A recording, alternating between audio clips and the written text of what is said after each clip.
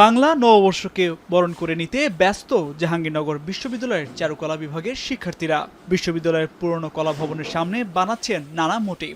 কেউ ব্যস্ত রং তুলির কাজে, কেউ আবার আঁকছেন ছবি। পাশাপাশি জুলাই অভ্যুত্থান ও গাজায় গণহত্যার প্রতিবাদের প্রতিকৃতিও ফুটিয়ে তোলা হয়েছে।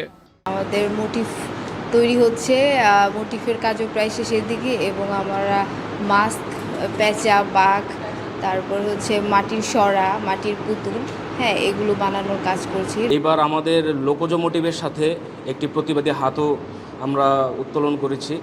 এই কারণে যে প্যালেস্টাইনে যে আগ্রাসন চলছে সেই আগ্রাসন যাতে না করা হয়। গাজীর পটের জোড়া পাখি, এই জোড়া পাখি হচ্ছে আমাদেরকে একত্রিত হওয়ার আহ্বান জানায়। সব মিলে আসলে বাংলা সংস্কৃতিকে আমরা তুলে ধরার চেষ্টা করছি আমাদের এই পহেলা বৈশাখে। বিশ্ববিদ্যালয় কর্তৃপক্ষ বলছে, নববর্ষকে ঘিরে বিশ্ববিদ্যালয়ের 7টি গেটে থাকবে বাড়তি পুলিশ।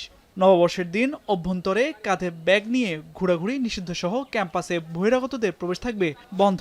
আমরা বিশ্ববিদ্যালয়ের 7টি গেটে পুলিশ প্রশাসন এবং সহ আমাদের নিজস্ব যে নিরাপত্তা আছে, আনসার এবং আমাদের গার্ডরা উপস্থিত থাকবেন। বহিরাগত প্রবেশ নিষিদ্ধ করা হয়েছে। পয়লা বৈশাখের দিন বিশ্ববিদ্যালয়ে কেন্দ্রীয়ভাবে নানা আয়োজনের পাশাপাশি বিভিন্ন বিভাগের পক্ষ থেকেও আলাদাভাবে নানা অনুষ্ঠানের আয়োজন করা হয়েছে। এখন সাভার একনল হ্যান্ড ওয়াশ 100% প্যারাবেন ফ্রি, তাই নিরাপদ হাতের জন্য আস্থা রাখুন একনলে।